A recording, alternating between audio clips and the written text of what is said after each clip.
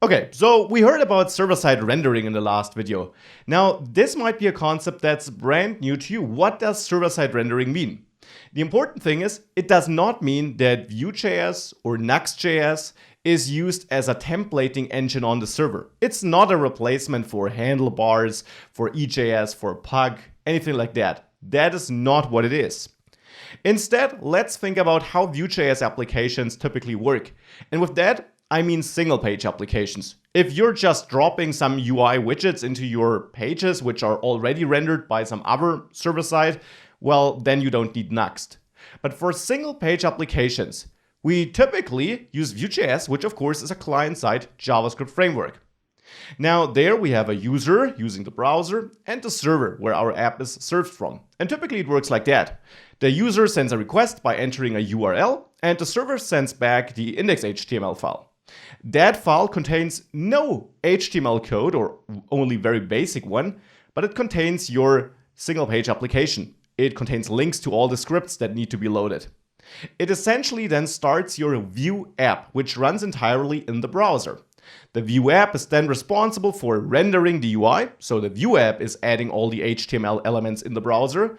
It's also responsible for catching any future routes you might visit, so catching any navigation actions which are triggered by clicking links and so on.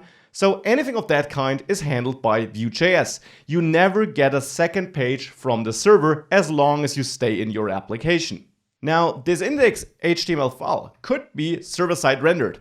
Now it's already coming from a server, but as I said, it doesn't contain the HTML code of the finished file the user sees, because that content is all created through JavaScript, through the Vue app.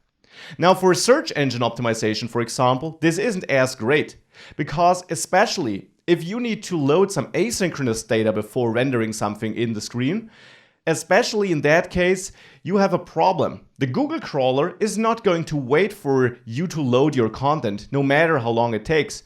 The Google crawler just sees the empty page, and that's it. And that is not as good for search engine optimization.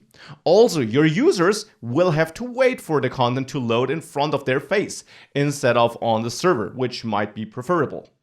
So what we can do is, we can render that first initial page on the server. And we're only talking about this. This first page the user visits for any given URL, no matter if it's the root URL or another URL, that first page can be pre-rendered on the server, on the fly when the user requests it. And that is especially where Nuxt.js can help you.